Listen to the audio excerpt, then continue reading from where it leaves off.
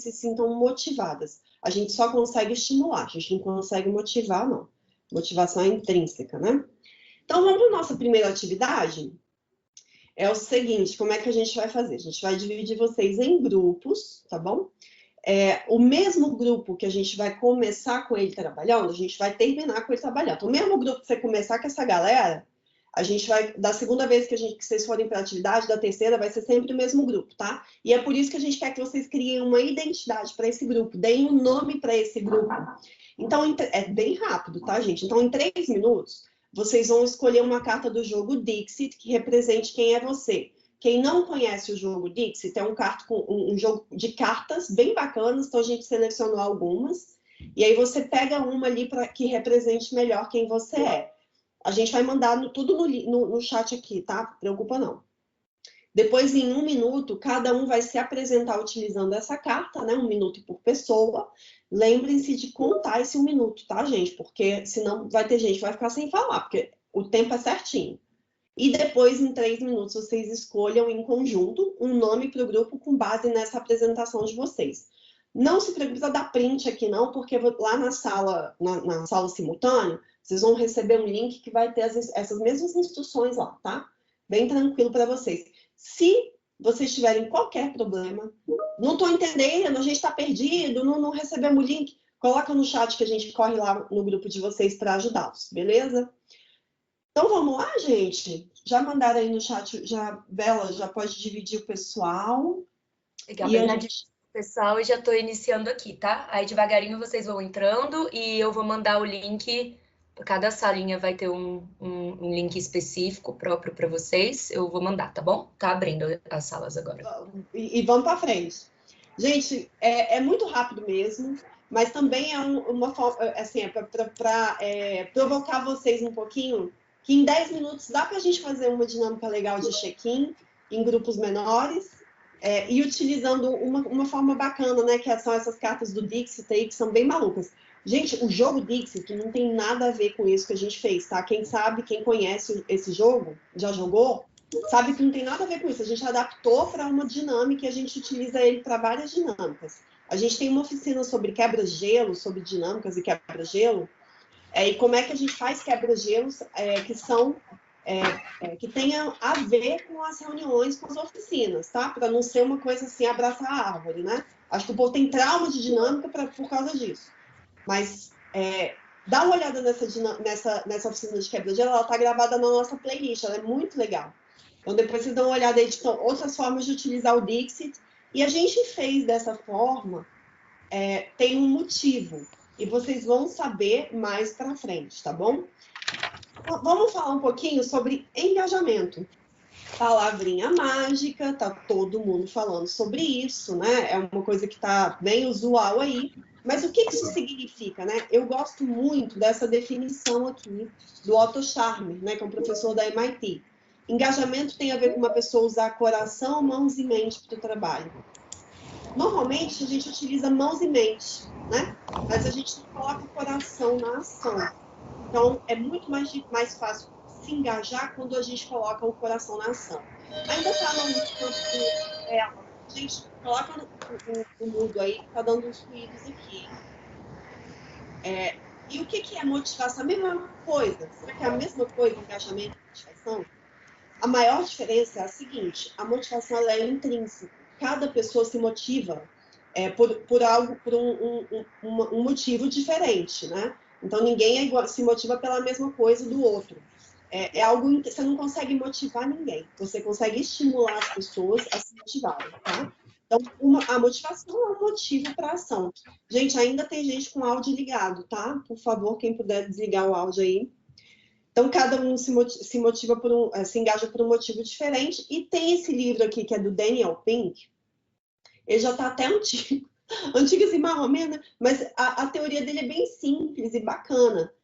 A motivação 3.0, ele fala que a motivação 1.0 é aquela pirâmide de Maslow, sabe? Aquela que a gente já estudou, que a gente se motiva pelo impulso biológico. Na motivação 2.0, o tal da cenoura e chicote, é a recompensa. Então, se você fizer isso, eu te dou isso. É muito baseada no comando-controle. Gente, vamos combinar que tem uma pancada de organização ainda baseada nessa estrutura de comando e controle, né? Na verdade, a maioria, né? Se a gente pensar em organizações públicas, então, a Camila, a Camila lá da ENAP, coordenadora lá da ENAP, ela falou numa live esses tempos atrás, agora acho que foi essa semana até, semana passada, não sei. Ela falou, a gente tem desafios públicos do século XXI com tecnologias do século XX e organizações do século XIX. É isso aí, a gente ainda está com organizações baseadas em recompensa-punição, né? Agora, na motivação 3.0, ele fala que a gente tem 3 aspectos importantes na questão da motivação 3.0. A primeira é a autonomia, né? Que é quando você tem a possibilidade de dirigir a própria tarefa, o próprio trabalho. A segunda é a excelência. É a vontade de ser cada vez melhor em algo relevante. Gente, quando eu pergunto para as pessoas assim, por que você está aqui, né? Em algum que já fez oficina com a gente, sabe que às vezes eu começo assim, do porquê, né? Por que vocês estão aqui? O que te motivou a estar aqui hoje, acordar 8 horas da manhã, tomar café correndo e estar aqui hoje com a gente? A maioria das pessoas, sempre, a gente faz um vídeo de palavras, tem lá, aprendizagem. Eu quero aprender, eu quero aprender. O quanto as pessoas querem sempre aprender mais. E isso tem muito a ver com a excelência, né? Ser cada vez melhor no que a gente faz, no que a gente é. E tem a ver com propósito. Outra palavrinha aí da moda, né? Que é fazer a tarefa em nome de algo maior. Essa é a definição do Daniel Pink, né? Olha só, gente, a Teresa Amabile, que é uma psicóloga e professora da Harvard Business School, ela fez uma pesquisa de 30 anos, ok? 30 anos. É só você clicar aí que você vê a fala dela sobre essa pesquisa. Ela fala que o valor da aprendizagem aparece, inclusive, na frente de reconhecimento ou dinheiro para manter o entusiasmo. Olha o quanto a aprendizagem, a excelência é impactante no nosso trabalho, né? E esse é o Ikigai, né? Eu falei da definição de propósito do Daniel Pink, mas essa definição eu achei ela massa. Olha só, gente. Olha se você não se identifica, gente. Coloca aí para mim no chat rapidinho. Dá uma olhada nesse Ikigai e pensa aí onde você está. Se você está na profissão, na paixão, na missão ou na vocação. Hoje, o que você faz? Está mais no campo da profissão, da paixão, da missão ou da vocação?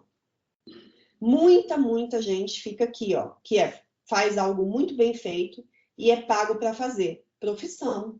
Isso não é o seu propósito, é a sua profissão, né? Olha lá, Tati, profissão. A missão é quando você ama e o mundo precisa, mas você não é pago e não faz bem feito, é só a missão. Missão, vocação. Eita, Sarita, jura, amiga? É isso mesmo? A Sarita, a gente já trabalhou juntas. Missão, vocação. Massa, que bom, hein? Tá no caminho aí para o propósito. Então, gente, olha só, isso é um exercício, né? Que é bacana de se fazer para encontrar o propósito, né? É um exercício, mas eu vejo a maioria das pessoas aqui no campo da profissão. Legal, Luana, mas como? Ainda está muito aí, né, no campo da teoria. Como é que a gente faz isso, né? Hoje, as nossas organizações, elas pensam muito dessa forma aqui, né? Vamos criar mais benefícios e mais dinheiro, e aumentar salários, por exemplo, né? Festa chique de fim de ano, faz aquele festão, chama gestores, né? Eu já vi isso acontecer. Dá aquela lembrancinha de Natal, né? Quem é servidor mais antigo, eu lembro que meu pai é servidor bem antigo, né? Do Banco Central. Eu lembro que no final do ano ele sempre recebia um brinde. E a gente sempre esperava aquele brinde no final do ano, né? Eu e meus irmãos, para ver o que era, achava o máximo, achava que ele era super importante. Karaokê da firma, né? Toda última quinta-feira do mês tem o karaokê da firma, né? Então, no início isso é até bacana, depois meio que obrigado aí. Aí você faz aquela sala, né? Vamos inovar? Vamos colocar uns post-it aqui na parede, fazer uma sala tipo Google, coloca um puff ali do lado, né? E aí colore a sala, né? Que legal, será que é isso mesmo que é inovação, né? Então vou ser um chefe gente boa, vou pegar leve, né? Vou ser a brother da galera, tudo que o pessoal pedir eu vou permitir, né? Vou ser aquele chefe mais gente boa do mundo. Gente, esses esforços aumentam, sim, a felicidade no local de trabalho. Opa, ganhar um brindezinho, né? Ter um chefe bacana, aumenta, né? Você até pode se sentir mais motivado num curto prazo, porque não tem efeito duradouro no engajamento ou no desempenho. Essa é uma pesquisa aí, vocês podem olhar do Paul Zek, né, que é um neurocientista, é só clicar no link aí, que vocês abrem a pesquisa, tá? Então, vamos lá, gente, vamos para o nosso segundo momento, porque eu falei rapidinho sobre engajamento, mas eu gostaria de escutar vocês. Então, eu queria que vocês falassem um pouquinho sobre engajamento. Cada grupo tem uma pergunta, vocês não têm a mesma pergunta para todo mundo, cada um tem uma, e a gente vai entender o problema da perspectiva de vocês, antes de falar da nossa perspectiva. Para isso, vocês vão ter 10 minutos, ok? No primeiro minuto, vocês vão escolher uma pessoa que vai registrar. Gente, registrador não é escrever tudo o que o grupo está falando, tá? Pega só as ideias principais ali, bem rapidinho, tem que ser uma pessoa que consiga ser concisa, tá? Concisa e objetiva. Um apresentador, gente, essa pessoa que vai apresentar vai vir aqui na sala principal e dar um retorno para a gente em 1 minuto. Então, tem que ser uma pessoa que vai conseguir aí fazer um pitch. Quem fez oficina de pitch com a gente, de storytelling, sabe o que é isso. Quem não sabe, em 1 minuto, vender a ideia que vocês construíram ali do grupo aqui para o grupão. E uma pessoa para guardar o tempo, que é o chato, né? Fala, gente, faltam 10 segundos, agiliza. É aquela pessoa que vai ser o guardião do tempo. Depois vocês vão ter 9 minutos para conversar sobre o desafio do grupo de vocês, cada grupo tem um. E no retorno, o apresentador fala em 1 minuto aqui sobre o que vocês trabalharam, tá? Mesmo grupo, gente. Então, bora lá para as salas simultâneas. Daqui a 10 minutinhos a gente se reencontra aqui. Bela, pode dividir a galera aí. Gente, vocês já estão de volta para a sala principal, tá? Agora a gente vai partir aqui para as apresentações de cada grupo. São 5 grupos. A gente pode começar pelo grupo 1. E aí eu queria que você, antes de falar sobre o trabalho agora, sobre a pergunta do desafio de vocês, eu queria que você falasse primeiro o nome do grupo, tá bom? Bora lá. Bom, eu sou a Marta, eu vou falar pelo grupo 1. Nós somos os navegantes. E, bem, nós conversamos muito, né? A pergunta, eu não sei se é a mesma pergunta para todo mundo, mas é o que mostra que o servidor está ou não engajado no trabalho. A gente conversou muito sobre os sinais de engajamento, né? E não tanto quanto o que não mostra que ele está engajado. E a gente acha que, assim, a proatividade, né? Uma pessoa propositiva, que tem embasamento no que ela propõe, que gosta de aprender mais, que entrega bons resultados, né? Que tem um relacionamento bom com a equipe, né? Interpessoal, que a pessoa, que ela entende a missão, os valores, o propósito de onde ela está e ela se percebe ali dentro, né? Então, ela entende o papel dela e sabe como ela colaborar e contribuir para gerar resultados, né? E aí a gente viu também que a gente consegue perceber se a pessoa ela tá engajada ou não pelo brilho no olhar dela, né? Então ela tem que sempre deixar a câmera ligada pra gente poder ver o brilho no olhar, porque senão, gente, não dá pra ver.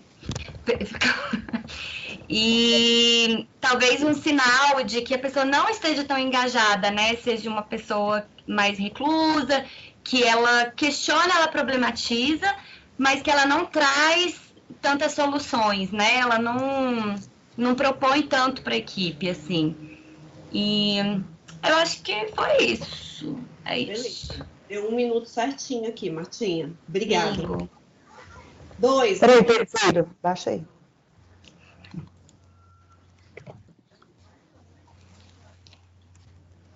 Grupo 2, quem que é, gente, no grupo 2? Que eu não sei o nome do grupo, né? É a Ju? Ah, somos nós, gente? Sim, acho que sim. Tá bom. Tem como compartilhar a nossa... Deixa eu ver, Ju, deixa eu parar de compartilhar a minha. Porque... Posso compartilhar. Você consegue aí, Nath? Sim, vejo. Me falem se deu certo, estão vendo? Tá aí. Sim. Bora lá, Ju. Bora. Mas não tá aparecendo ainda não. Peraí. Agora foi. Apareceu. Não, ainda não. Para mim, não. Tá. Agora foi. Tá. Nosso grupo é o Releituras. A gente mais de uma pessoa do grupo escolheu esse reencontro aí, esse mergulho aí nos livros, né? E teve essa identificação e nós entendemos aí que releitura seria um bom nome.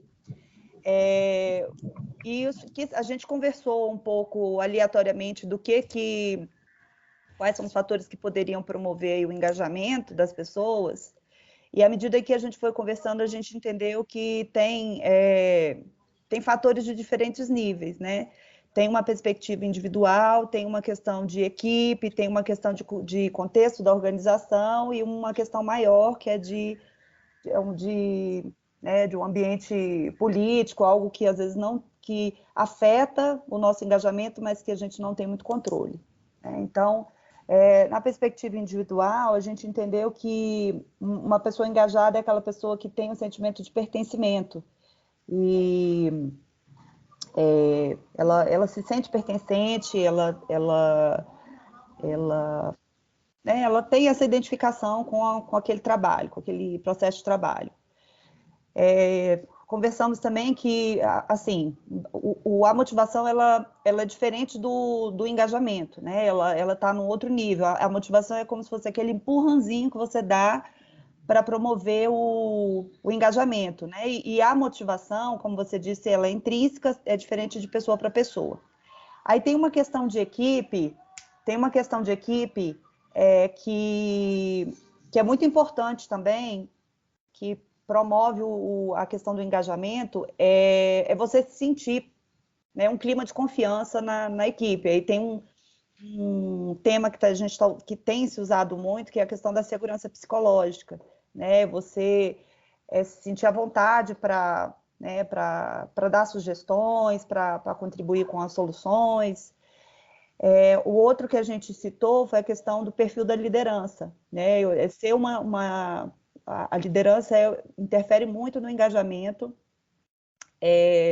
sobretudo se o líder ele for reconhecido, né, como uma pessoa legítima ali para representar aquele grupo. O propósito da equipe também é algo que também a gente entende que motiva muito as pessoas, né? Assim, você entender o propósito daquela, né, aonde para que você está trabalhando, onde vai estar, né, onde vai chegar aquilo ali, e com um fim maior, né, de promover impacto em alguma coisa, também engaja. Você também ter um design organizacional, uma jornada bem planejada, um trabalho, né, uma gestão de processo também bacana, também engaja. E aí tem essa parte de mudanças políticas que é né, talvez acho que fosse em outro nível, que também pode engajar ou desengajar, né? Se isso aí tem a ver com a questão de você ter budget para fazer determinado projeto ou não ter, ou de repente você está com a chefia que é super alinhada, muda e aí, né, provoca impacto. Citamos também a questão da cultura da culpabilização, né? Essa questão de você querer, que é totalmente contrária ao processo de inovação, porque inovar, né? Você tem que ter espaço para errar. Quando você tem uma cultura de culpabilização, você não tem vontade de trazer nada de novo. E por consequência disso, né? Assim, em função dessa cultura de culpabilização, tem uma baixa tolerância ao erro. Então, esses foram alguns fatores que a gente citou aí nesse tempo. Bacana, gente. Estou com... Vocês estão me ouvindo? Sim. Beleza. É porque o meu mudo ali aparece cortado ainda, ele tem um lag. Márcia, eu acho que eu vou parar por aqui a oficina, porque vocês já falaram de tudo. Então, beijo, gente. Até a próxima. Muito bacana, vocês falando de coisas super importantes. Assim, a gente vai falar sobre confiança criativa, sobre a questão da segurança psicológica, né? A questão das lideranças, isso é bem bacana, trazendo alguns dados muito impactantes sobre isso para vocês também, tá? Nos próximos grupos a gente tem 3, gente, só para prestar bastante atenção por 1 minuto, tá? Porque senão, para a gente não atrasar, beleza? Então, grupo 3 aí, por favor. Oi, eu sou o Leonardo, do grupo 3, o grupo Inova Agora. E aí a gente tentou reunir quais são os fatores que impactam o engajamento. A gente acabou indo por uma linha um pouco diferente dos outros grupos, mas repetiu um pouco o que o segundo grupo disse, né? A linha aí de positivos e negativos. Óbvio que a falta de um positivo é um negativo, mas eu não vou ser repetitivo, né? E a gente destacou segurança psicológica, ambiente saudável, autonomia, reconhecimento financeiro e não financeiro, né? Propósito, sentido, alinhamento com aquilo que a organização busca trazer de impacto, uma liderança qualificada, uma alocação adequada, né? A gente estava dizendo assim, você não pode pôr o contador para fazer o trabalho do psicólogo e o psicólogo para fazer o trabalho do contador, né? Uma infraestrutura adequada para você poder realizar o seu trabalho, oportunidades de aprendizado, desenvolvimento de carreira, né? E como negativo, a gente identificou algumas características que são muito peculiares do serviço público, né? Como decisões top-down, enxugar gelo, falta de feedback, excesso de burocracia, chefia sem qualificação, gerência política, enfim, é isso. Esse nome é tipo, já pode ter uma área aí de inovação com esse nome, hein? Já existe isso, gente. Patenteia esse negócio aí, hein? Inova agora. Adorei. Bacana, obrigada, Léo. Próximo grupo. Olá, eu sou a Cristina, vou apresentar aqui o nosso grupo 4, né? O nosso grupo, o nome é Timão, porque metade do nosso grupo escolheu a carta, que é uma menininha, né? Com o timão navegando por mares, na verdade, turbulentos, mas que a gente vê um arco-íris ali e para acreditar realmente, né? Então, o nosso grupo, a pergunta dele foi relacionada a que fatores individuais, como motivação, veio bem em cima da palavra, gente. Atitudes, conhecimentos impactam no engajamento dos servidores. Então, a gente falou muito a respeito da questão do propósito, da questão de se identificar com aquele trabalho, de entender por que você está fazendo aquilo, de você conseguir também ter uma autonomia em relação a isso, para poder, não necessariamente o chefe ou a organização tem que seguir o que você fala, mas que haja um espaço para você realmente poder contribuir, né? Você colocar suas opiniões, você ter um ambiente aí que possa te auxiliar nesse sentido. O colega também falou, no nosso grupo, a gente também falou sobre macrosatisfação, então você ter satisfação naquilo que você faz, né? E é muito interessante quando o propósito individual e o propósito institucional acabam se complementando, né? Então, o comprometimento em relação a essa identidade com qual é a proposta da organização, a gente também acha que é fundamental para isso. Acho que deu, né? 1 minuto? Deu. Cristina, inclusive o CAD aí, vocês arrasam, né? Estão sempre com algumas premiações, eu tenho acompanhado o trabalho de vocês, uma questão de gestão de pessoas muito bacana. A gente trabalha duro, viu, Luana? Mas a gente também tem muita ajuda, viu? Tá funcionando, viu? Parabéns. Eu tenho acompanhado aí, muito bacana. Vocês estão sendo referentes aí, né? A gente mesmo se inspira com vocês também.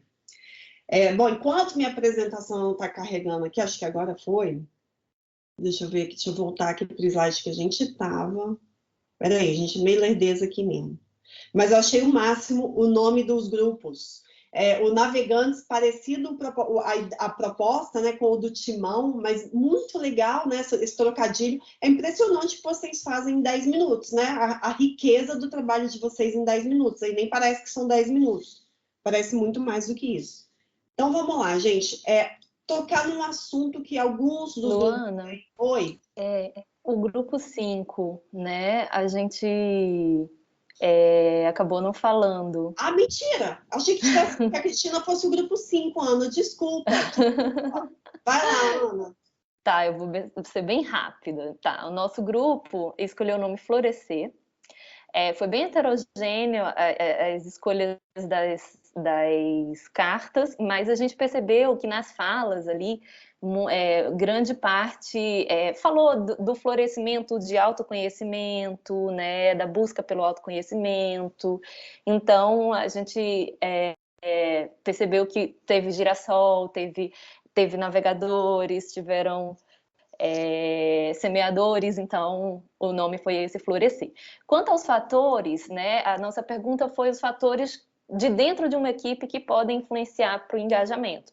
Então, o propósito, né, a capacidade de identificar o propósito e de ter o propósito firme, foi o principal falado no nosso grupo, né? Entregas palpáveis também foi bastante falado. Ter a conexão com o público beneficiário, são fatores que a gente viu como positivos. Uma liderança que mostra o valor da equipe. Uma liderança que permite autonomia entre os liderados, que permite uma flexibilidade de horário e de gestão, e como fatores negativos a gente viu que desmotiva uma burocracia em si mesma, né? Um trabalho extremamente corriqueiro, uma gestão que seja autoritária e até mesmo a falta de paciência que alguns servidores e muitas vezes autogestores podem ter para colher o que foi plantado num futuro mais longínquo. É isso. Última fala aí, Ana, recebeu uns 30 pessoas aplaudiram aí. Acho que estava faltando essa questão chave aí que você mencionou, né, para complementar os outros grupos aqui. Obrigada, muito bacana, gente. Isso que vocês acabaram de falar, tem muito a ver com confiança, né? Confiança criativa, né? A confiança do time, né? Tem a ver também com a questão das lideranças, não só da liderança, mas do time também, né? Uma coisa, inclusive, existe a confiança criativa do time, mesmo com uma liderança sem perfil de líder, né? Aquele chefão bem comando-controle mesmo. Isso pode existir, vou mostrar para vocês alguns exemplos. Porém, tudo começa pela confiança. Esse é um livro dos irmãos Tom Kelly e David Kelly, né? Que a gente recomenda, se vocês quiserem pesquisar um pouco mais sobre isso. Mas tem uma pesquisa aqui que mostra aquela mesma pesquisa daquele neurocientista, né? Olha o quanto isso é impactante, gente. Em comparação com pessoas em empresas de baixa confiança, pessoas em empresas de alta confiança relatam 74% menos estresse. Pronto, não precisa nem ler o resto, né, gente? Se você tem 74% menos de estresse aí, já tá bom. Não precisava nem ler o resto. Agora, dá uma olhadinha no resto, eu não vou ler tudo, mas vou fazer uma pergunta para vocês. Responde aí no chat para mim rapidinho, sim ou não, tá? Vocês já tiveram alguma reunião de equipe, de time, para falar sobre como melhorar a confiança do time? Ou como melhorar o engajamento de vocês do time? Já tiveram alguma reunião aí? Já a Cristina... Ah, a Cristina não vale. A Cristina do CAD. Não vale. Com certeza a Cristina teve. A Josi teve também. Massa. Amanda, a maioria não. A maioria não. André, não, tá. A maioria não. Não me lembro, é isso mesmo, gente, não. Você pode até ter tocado nesse Juliano, várias. Juliano lá da SGP, né? Gente, a maioria das vezes, quando você fala sobre isso, às vezes você está numa reunião que não tem esse propósito, mas você acaba tocando nesse aspecto. Falar sobre isso especificamente. O Leonardo também não vai, trabalha com isso, né, Leonardo? Mas brincadeira, gente. Isso não é uma coisa comum, né? Vamos falar sobre segurança psicológica, vamos falar sobre confiança criativa, vamos falar sobre engajamento do nosso time aqui. Não é falar sobre engajamento geral, vamos falar sobre engajamento dos servidores, sobre o engajamento do nosso time. Não é tão comum, na verdade é raro, a gente tem reuniões sobre isso no trabalho, né? E olha o quanto isso é impactante. Por que a gente fala tão pouco sobre isso? Por quê? Por quê? Então, levem isso aí para as chefias de vocês também, que é algo bem impactante aí para convencer com dados, né? Eu gostando dessa frase, gente, que eu tenho ela escrita aqui, ó. Aqui, ó. Um time, fica aqui na minha mesa, um time não é um grupo de pessoas que trabalham juntas, um time é um grupo de pessoas que confiam umas nas outras. Quando você tem um time que confia, que as pessoas confiam umas nas outras, a gente se apoia, né? A gente tem... Isso não quer dizer que a gente precisa ser íntimo um do outro, não é a mesma coisa, tá? Não se confundem. Mas é um time que tem confiança, é um time que, além de se apoiar, você tem liberdade criativa, você consegue discordar das pessoas, inclusive, né? Divergir das pessoas. Confiança criativa não é a mesma coisa de ter aquele time tranquilão, né? Um time que está sempre tudo bem, isso não é confiança criativa, tá? A gente vai falar um pouquinho mais sobre isso. 8 comportamentos de gestão que promovem a confiança. Então, eu queria mostrar para vocês algumas coisas mais práticas, né? Como é que a gente coloca isso em prática, Luana? E, principalmente, como é que a gente mensura e gerencia, né?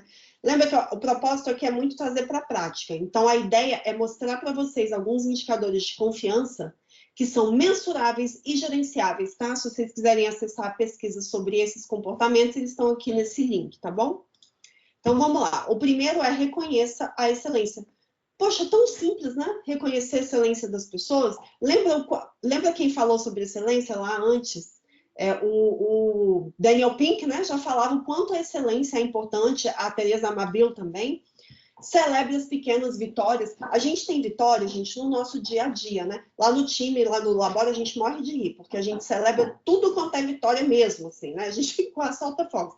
Então, a gente nomeia as pessoas que alcançaram aqueles resultados. A gente está o tempo todo incentivando as pessoas quanto a resultados, né?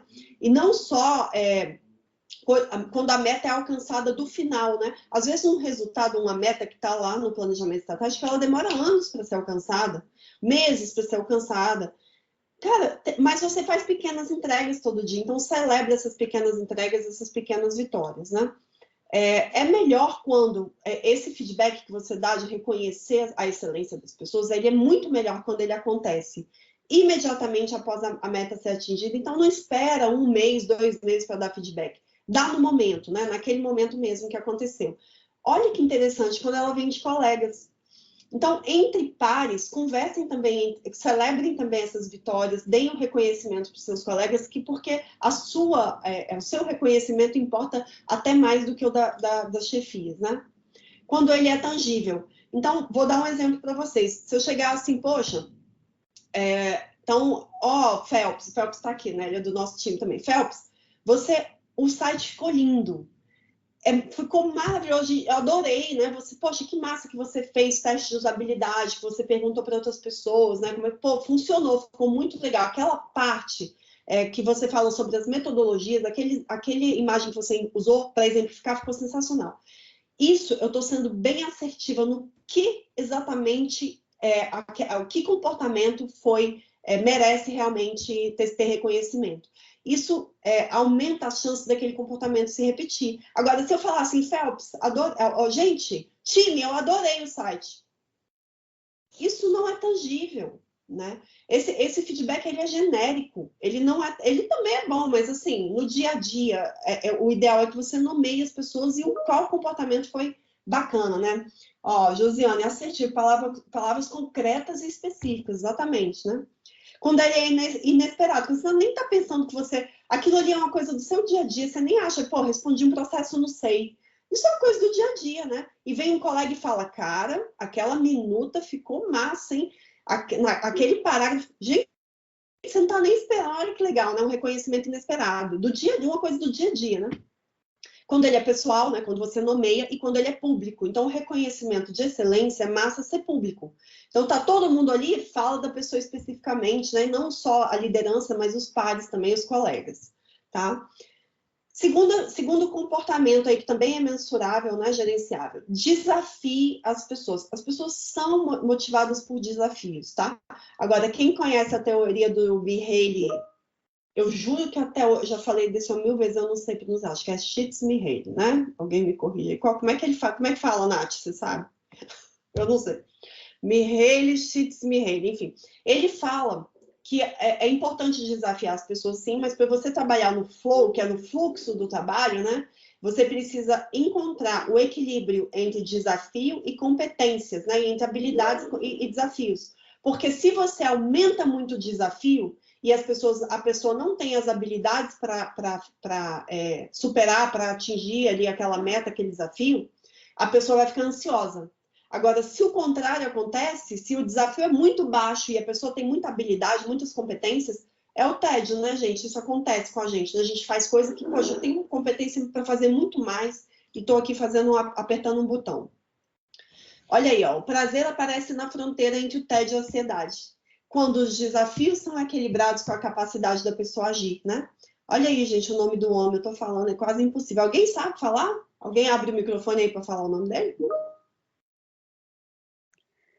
Mihaly, vamos lá. Mihaly Csikszentmihalyi. Tá bom, já Tentei. corajosa, Josi, valeu. Ó, gente, um case, tá? Pra gente ver como é que a gente coloca isso na prática, como é que a gente desafia as pessoas, mas sem colocar elas nem no tédio, nem na ansiedade. A gente fez o nosso plano de desenvolvimento do time lá do LaboraGov com base na teoria do Mihaly. Bom, o que a gente fez? A gente fez, cada pessoa fez essa matriz. Alguém já participou da oficina do Flow? Ju? Nunca? Não? Ah, a Josi fez a oficina do Flow. Ó, como que é aqui? Cada um fez isso aí, colocou isso em prática, né? A gente mostrou para as pessoas como é que a gente fez. Essa é uma matriz que a gente adaptou da teoria lá do Mihaly, e a gente coloca tem interesse, tem expertise, e aí olha só que bacana, gente. Aqui são aquelas competências que a pessoa não tem interesse e não tem expertise. Então, aqui, ó, por exemplo, design gráfico, pô, a pessoa não tem expertise nem tem interesse. Não precisa fazer curso de design gráfico e não precisa trabalhar com isso, né? Já aqui, ó, a pessoa tem, olha só que interessante, tem expertise, mas não tem interesse.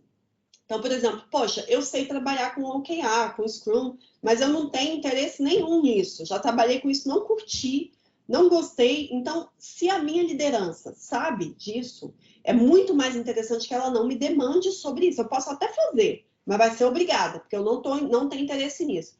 Aqui, cara, pode me demandar o que for. Me demande aqui, ó. Tô no flow, que é quando eu tenho expertise e tenho interesse.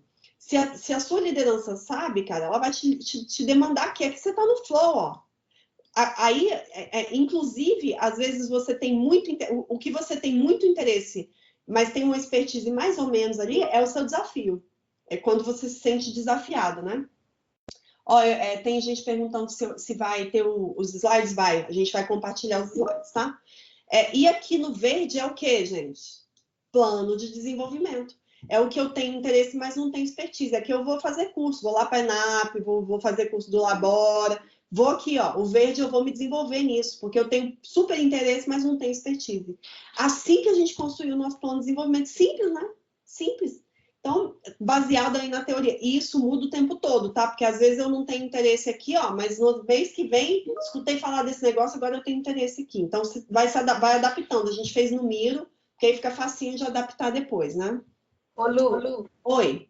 Deixa eu só, se você me permite fazer uma observação, né, com esse gráfico, que eu acho que para a nossa realidade, quando a gente, até o trabalho que a gente fez falando de engajamento, né, o quanto que esse gráfico trabalha com as questões de engajamento, porque quando você tem uma equipe enxuta, você está no setor, você tem atribuições regimentais, obviamente, nem todas as atividades são que a gente curte fazer. Muitas são as nossas obrigações regimentais. A gente tem que entregar e tem que entregar com qualidade, a gente goste ou não. Aí você tem uma equipe mega enxuta, 3, 4 servidores, para a gente se virar nos 30, porque, na verdade, hoje, por exemplo, dentro da minha realidade, cara, a gente é bombril, 1001 atividades, todo mundo faz tudo, o que gosta, o que não gosta. E aí, como que você administra isso, entendeu? E aí eu acho que o impacto do engajamento, ele vai ser um precursor, ou um facilitador desse gráfico, quando você não tem condições de ficar na parte amarela, ou na azul. Você vai ter que encarar ali o primeiro quadrante inferior.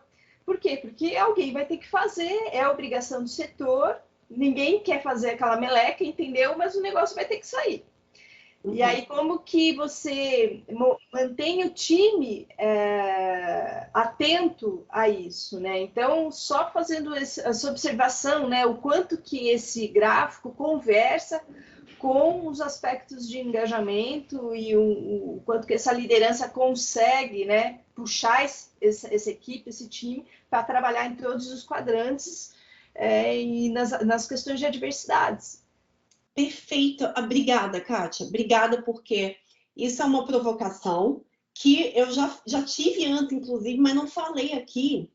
Eu ia falar o nome dele, mas eu vou falar não para não expor. Mas eu tenho um colega da CGU que, quando ele viu isso aqui, ele falou assim, tá errado esse negócio. Como é que... E aí, se ninguém colocar que quer mexer no SEI, por exemplo, todo mundo coloca ali que não tem interesse, quem que vai fazer? Quem vai fazer?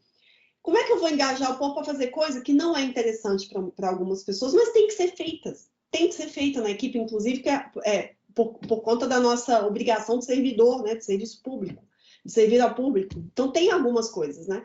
Vou dar um exemplo para vocês, tá? Isso aqui não quer dizer que não vai ser feito. Se todo mundo colocar isso na zona de ter expertise e não tem interesse, então não vamos fazer? Não, não funciona assim. Primeira coisa que eu não falei aqui, que eu devia ter falado. Todas essas competências, essas habilidades aqui, antes de vir aqui para essa matriz, elas passam pelo seguinte crivo: necessidade da administração pública, necessidade institucional. Porque senão o povo coloca aqui que tem interesse, tem expertise em fotografia, então vou fazer curso de fotografia. Não, não é isso. Não é isso. Tem que ser necessidade da administração pública, tem que ter necessidade institucional, tem que ter a ver com o propósito da instituição, tá? Então, esse é o primeiro crivo para depois vir para cá.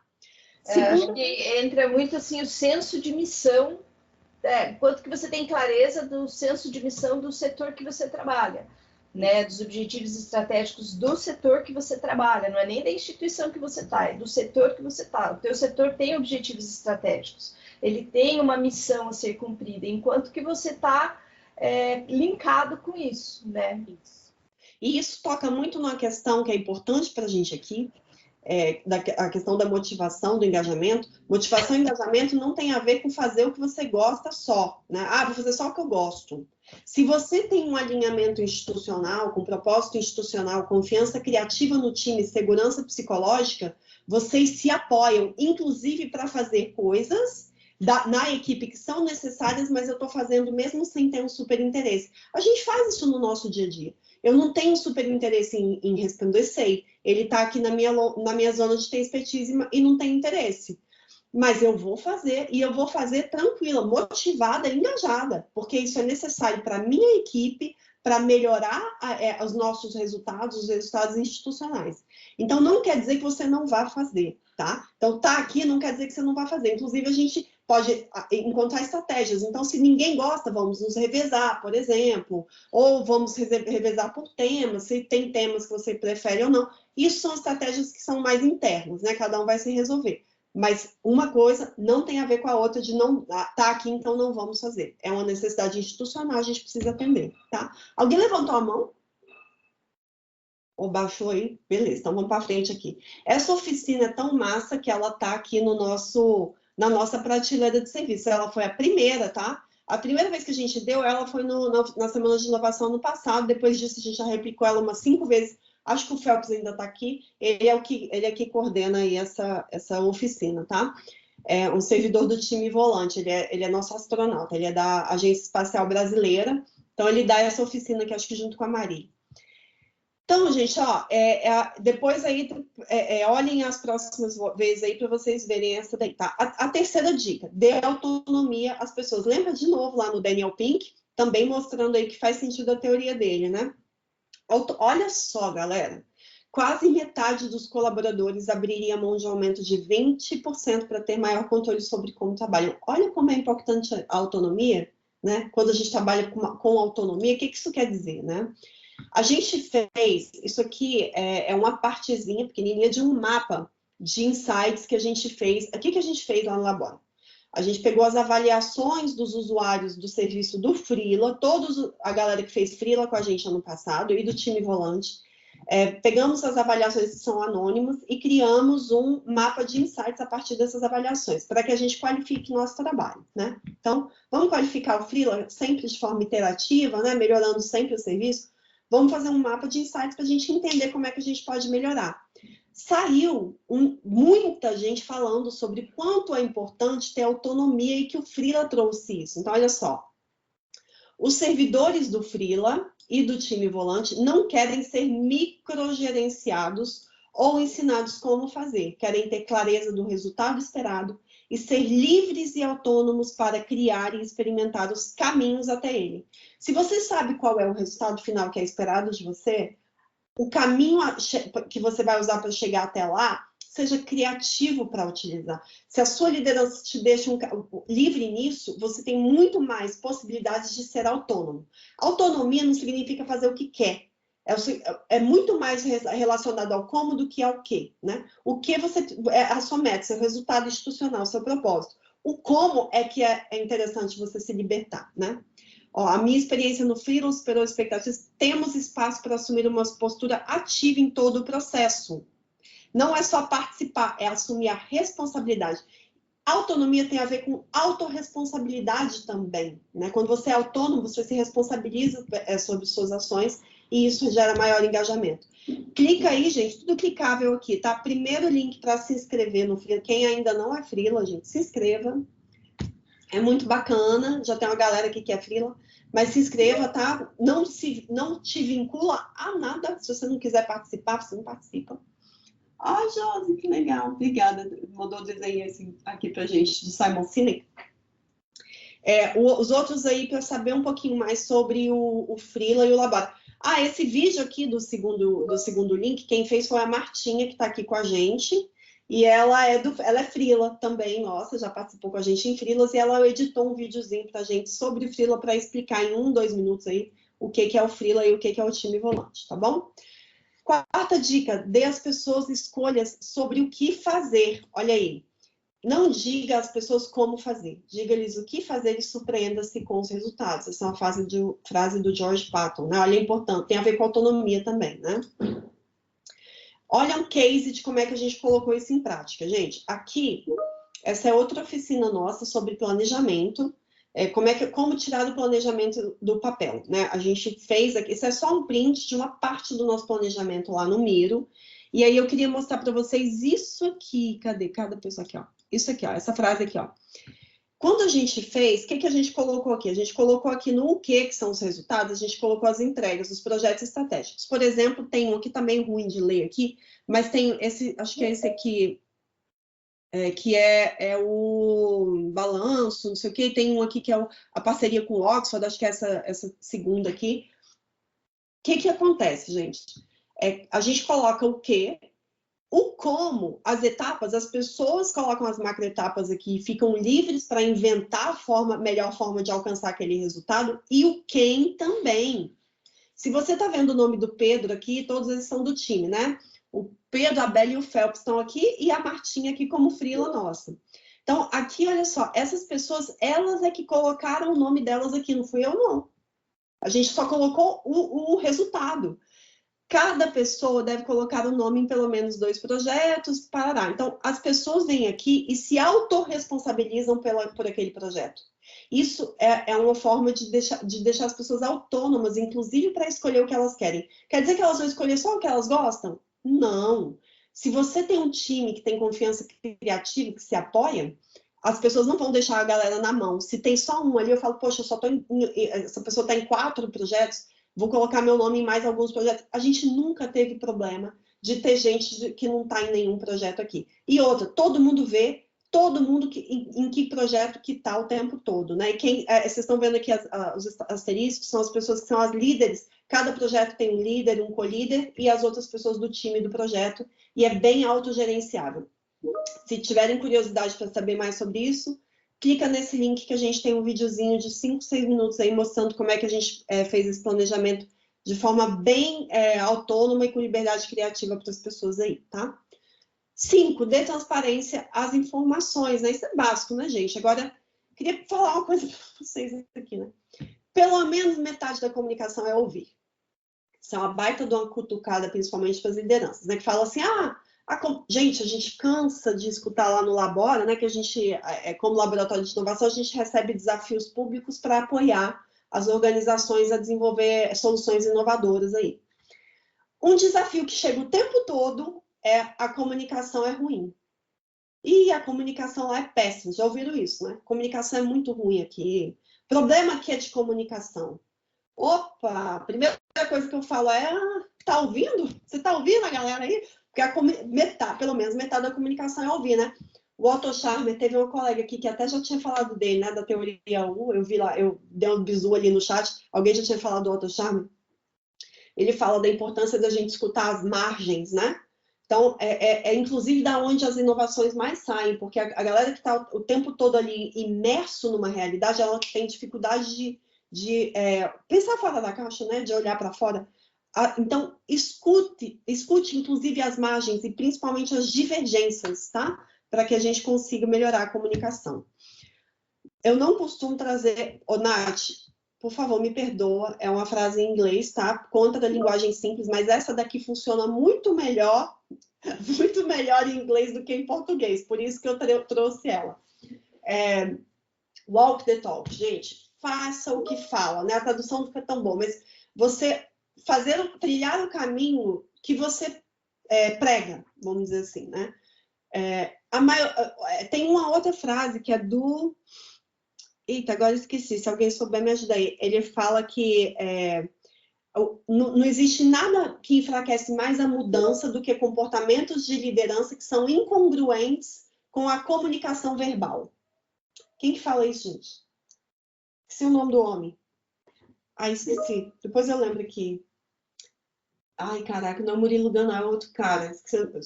John Kotter. É o Kotter, pronto. Ele fala, então, se você quer, você precisa ter coerência. O que eu mais vejo é isso, as pessoas falando, precisamos inovar, vamos inovar. Aí coloca uns post-it coloridos na parede, acha que está inovando, e os servidores estão lá respondendo processo atrás do computador, não tem tempo para inovar, não se comunicam, não tem tempo para inspirar, não fazem trabalhos colaborativos, não tem estratégias de colocar a inovação na prática, né? Inovação é resultado, inovação não é colorir com post-it. Então, isso fica incongruente. Você fala, tá, que legal, né? Inovar, né? Beleza. Vai inovar e vocês lá no laboratório de inovação, porque a gente aqui não tem tempo para isso. A inovação é para todo mundo, né? Então, beleza, eu estou me empolgando aqui. Construa relacionamentos, tá? Sexta dica super importante. Somos seres sociáveis. O Dan Ariely fala isso. Não tem, a maior característica do ser humano é ser um ser sociável. A gente precisa ter essa necessidade de construir relacionamentos. Por que a gente não faz isso no trabalho? E aí, lembra que vocês fizeram a dinâmica do Dixit? Essa é uma forma da gente construir relacionamentos, da gente melhorar os nossos relacionamentos internos. Isso tem a ver com tirar a máscara de trabalhar. Não é a máscara que protege do Covid. É a máscara de trabalhar. A gente, além de vestir a roupa do trabalho, a gente coloca aquela máscara do trabalho assim, né? Aqui eu não posso ser quem eu sou de verdade, eu tenho que falar da forma que o pessoal do trabalho fala, eu tenho que ser formal, eu tenho que me encaixar na forma. Não, gente, isso você perde a autenticidade, né? Ser você mesmo no trabalho, né? Muito importante, né? Construir relacionamentos. A gente tem uma oficina que é a quebra-gelo. A gente fez ela agora, a última que a gente fez foi em parceria com a Political, foi bem legal, ela tá gravada, tá?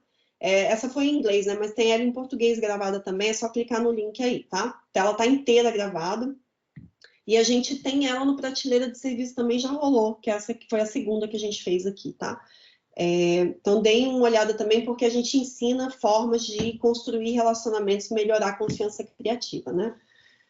Aí, ó, a inovação não vem apenas de dar incentivos para as pessoas terem ideias, né? É isso que o pessoal faz, né? Vamos pensar fora da caixinha. Ah, tá bom, mas cadê o ambiente para fazer isso? Cadê a ambiência? Ambiente não é físico, né? A ambiência, né? Onde as ideias possam se conectar. A fase do Steven Johnson.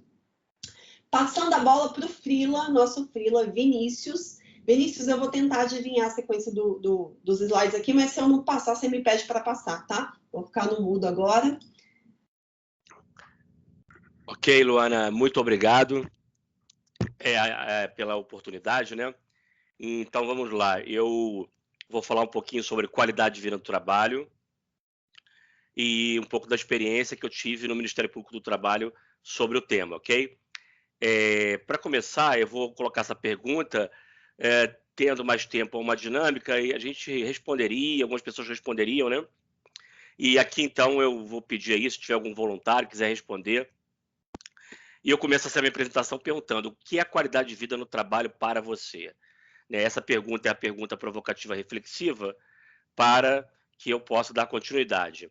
Então, como eu não estou usando hoje um software ou algo desse tipo, eu queria saber se alguém queria falar, uma ou duas pessoas gostariam de responder essa pergunta.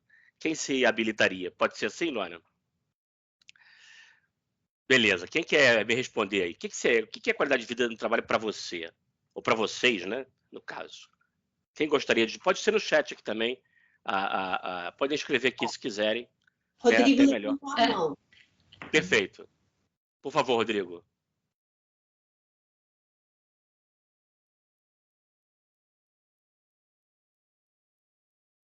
Me ouvem agora?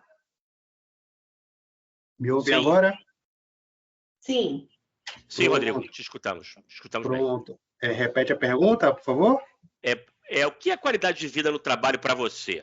Quando alguém te faz essa pergunta, o que te vem à cabeça?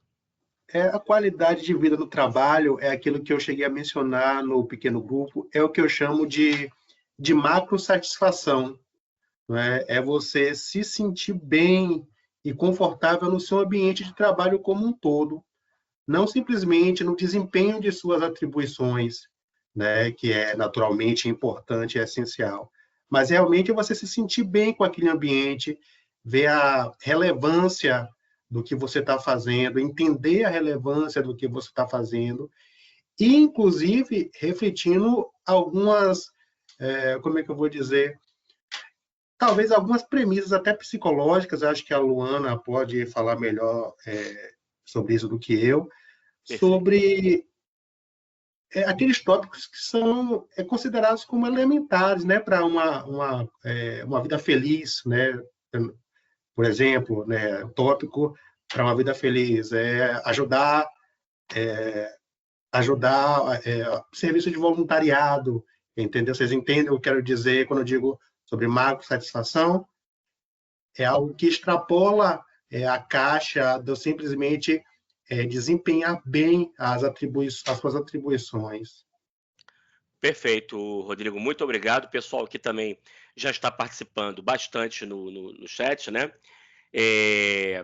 A colega que falou, só passando aqui rapidamente, a Nath falou acabar o dia, para mim, tem a ver com não acabar o dia esgotada, esse sentido que não produzir nada, né? A Maria Marta falou que, para mim, está em acordo com a missão e cultura, está animada para entregas, ter possibilidade de aprender, fazer curso, ter confiança, espaço para propor, né, autonomia, no caso, ser acolhida.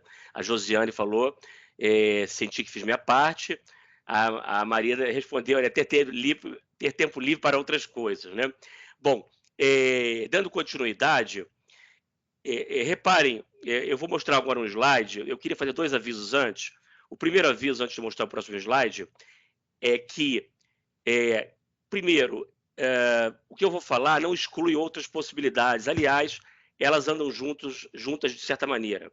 A segunda questão é que, na concepção que eu vou seguir agora, nós vamos separar um pouquinho qualidade de vida no trabalho de qualidade de vida. Embora, Rodrigo, como você falou, essas questões acabem se alinhando lá na frente.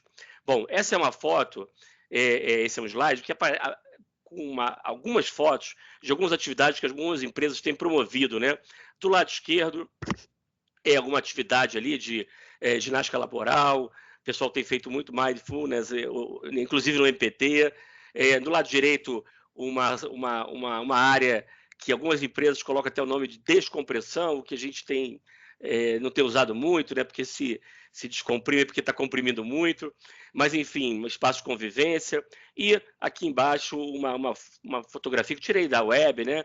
Da festa do servidor, que todos nós já promovemos muitas vezes. Essas são atividades interessantes, são atividades que convivem com a qualidade de vida no geral, mas eu vou falar de uma vertente um pouco diferenciada. Pode passar, Luana.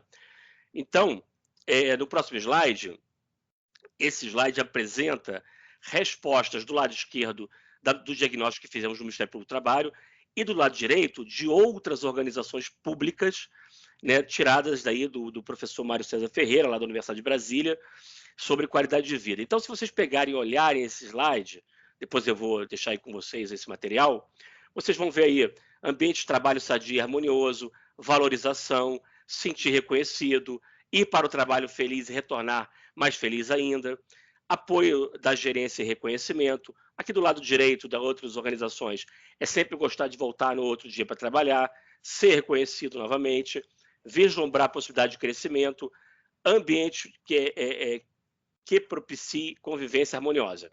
Então, se vocês olharem esse material que eu coloquei aqui, que são falas que o professor extraiu e colocou num dos livros dele, e do lado esquerdo da nossa pesquisa, praticamente aí você não vai ver questões relacionadas a essas atividades de convivência, atividades como ginástica laboral, yoga, meditação. Atenção, eu tenho praticado, no MPT a gente tem discutido essas temáticas, não estou aqui criando, digamos, uma barreira ou dizendo que são ruins, não é isso. Eu só estou aqui querendo criar uma base para o caminho que nós temos seguido lá no MPT e também no grupo de pesquisa do qual eu participo na Universidade de Brasília sobre o tema. Bom, então, em 2006, o professor Mário Ferreira, né, escreveu um artigo que foi um divisor de águas nessa discussão, que chama-se o Ofurô Corporativo. Muita gente já conhece esse artigo, ele é muito já difundido, já tem 14 anos, mas quem não conhece, depois eu sugiro a leitura, eu vou colocar aqui para vocês. Ele faz uma metáfora, uma analogia, né, uma metáfora sobre que algumas atividades criam o ofurô corporativo, né? Ou seja, a gente vai lá para o ofurô, dá descansada, esquece, né, daquelas atividades mais agressivas, mais intensas que estão incomodando a gente, e depois a gente volta para essas atividades sem nenhum tratamento delas, ou seja, da causa do problema. Então, a gente tem um alívio, e a Luana mostrou no slide lá anterior dela sobre isso, né? Ela falou nessa questão, quando falou até do brinde, falou de outras questões sobre engajamento, lembrando que a qualidade de vida no trabalho, desculpa, ela é um conceito multifacetado, que conversa com gestão de pessoas, conversa com muitas outras áreas das organizações. Bom, e agora, então, caminhando aqui já para uma fase semifinal da minha apresentação, nós temos, então, duas perspectivas teóricas de QVT. Uma que foca no indivíduo, que é hegemônica, o trabalhador é a variável de ajuste, tem um caráter assistencialista e tem como base atividades de meditação, mapa astral, grupos de corrida. No livro no artigo do professor, ele identificou 86 atividades dessa natureza, que, repito, elas não são ruins, eu não estou dizendo isso. Apenas são questões de perspectivas teóricas. Aliás, na nossa portaria do MPT, elas são admitidas, né, na própria portaria como atividades de apoio à qualidade de vida no trabalho, mas não como as atividades, como as diretrizes, prioritárias que eu vou apresentar para vocês agora. Então, nós já passamos a adotar uma perspectiva contra-hegemônica, que foi aí desenhada pelo professor Mário dentro da teoria da ergonomia da atividade, que o foco é a interação entre o indivíduo, o servidor, a servidora, o trabalhador, a trabalhadora, e o contexto do trabalho, e não só apenas ele, né? Então, a gente não tenta transformar essa pessoa numa pessoa satisfeita e feliz no trabalho, embora isso seja bom também. A gente tenta também mudar o ambiente como um todo. Então, é um preceito de gestão organizacional e se expressa por meio das representações globais específicas que os trabalhadores constroem, né? Muito do que já foi dito nessa oficina de hoje. Bom, e agora eu vou mostrar um pouquinho isso na prática. Lá no EPT, a gente cunhou um conceito de QVT próprio, mas eu poderia dizer para vocês, resumidamente, que qualidade de vida no trabalho é aumentar o bem-estar e reduzir as fontes de mal-estar no trabalho. Né? A gente precisa aumentar aquilo que traz bem-estar para o trabalhador, trabalhadora, e reduzir estas fontes de mal-estar. No MPT, a gente cunhou a qualidade de vida no trabalho consiste na promoção do ambiente saudável, do reconhecimento e valorização das pessoas e no orgulho da instituição, com o objetivo de proporcionar uma cultura voltada para que entregue esse bem-estar e, não esquecendo, o desenvolvimento da missão. Nós cunhamos esse conceito a partir do diagnóstico que fizemos lá em 2015. Eu estou envolvido com esse tema há 5 anos, né? Desde 2015 eu tenho participado do grupo de trabalho de qualidade de vida no trabalho lá no órgão. Pode passar, por favor. Bom, então eu queria mostrar para vocês agora, pode passar, Luana, por favor? Bom, e a prática, né? E a prática? Volta um pouquinho, só para mostrar o livro. Nós fizemos um diagnóstico em 2015, nós fizemos várias oficinas, fizemos parceria com a Universidade de Brasília, com a professora Limões de França da USP, estudamos muito o tema, fizemos o diagnóstico, escrevemos, a partir do diagnóstico, esse livro que está aí na tela, né, Diagnóstico, Política e Programa de Qualidade de Vida do Trabalho, QVT no MPT. Mas e a prática, né? Depois disso tudo, como implementar na prática essa questão da qualidade de vida? Bom, o primeiro ponto foi o diagnóstico, aí é só um slide mostrando, né, o que nós fizemos. Eu não vou fazer essa apresentação hoje. Hoje vou falar, então, das diretrizes e algumas ferramentas, ou seja, a prática. Bom, nós estabelecemos 5 diretrizes no nosso projeto de qualidade de vida no trabalho. Nós temos 5 pilares que dão sustentação à nossa QVT, e eu trouxe aqui algumas ferramentas relacionadas a essas diretrizes. Então, de 2019 para cá, eu venho fazendo apresentações, eu venho trabalhando com oficinas em todo o Brasil, né? Nós temos no MPT uma unidade em cada estado e mais 100 unidades nos municípios. Nós temos 135 unidades em todo o Brasil, e eu venho percorrendo essas unidades de forma virtual agora, discutindo com gestores, servidores, servidoras e o corpo de dirigentes da administração sobre isso. O que são as nossas diretrizes e como implementá-las, né? Então, a primeira grande diretriz, esse banner que eu coloquei aí, ele até às vezes pode se confundir com a organização da pessoa, mas aqui eu quero ilustrar a organização do trabalho, né? Então, mapear, conhecer, discutir o trabalho das áreas, com o objetivo de aperfeiçoar as atribuições. Então, um grande problema que a gente identificou no MPT e no serviço público é a própria organização do trabalho, né? O que precisamos fazer, o trabalho prescrito, o trabalho real, o que as pessoas identificam com o trabalho que elas precisam fazer. A Luana falou muito bem sobre isso, né? Naquela matriz, acho que ela também tem um pouco dessa questão. Então, a gente precisa, para começar a melhorar o trabalho no governo, na gestão pública e lá no MPT, a gente precisava discutir a organização do trabalho, né? Reorganizar o trabalho. Essa questão tem muito a ver com gestão de pessoas, vai diminuir muito o número de concursos públicos nos próximos anos, já está diminuindo.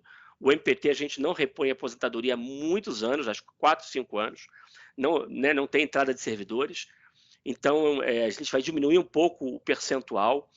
No Brasil, eu acho que a gente tem um percentual de servidores semelhante ao dos Estados Unidos, né? Então, por exemplo, para dar um exemplo, então eu acho que a gente não tem muito servidor, o Estado não é inchado, como às vezes a gente é atacado, né, por aí.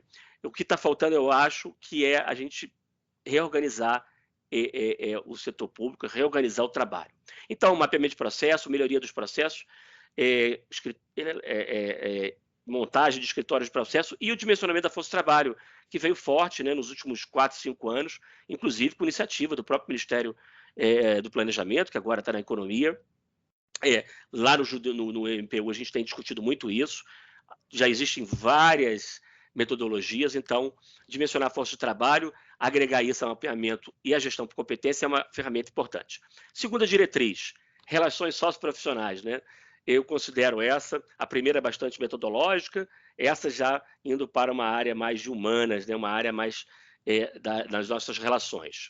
Bom, considerando aqui o tempo que eu tenho, nós temos usado 3 ferramentas muito importantes lá no MPT, que eu queria trazer para vocês. A primeira são as conversas sobre trabalho, roda de conversa, que estão aí na interface da psicodinâmica do trabalho para quem já vem estudando esse tema.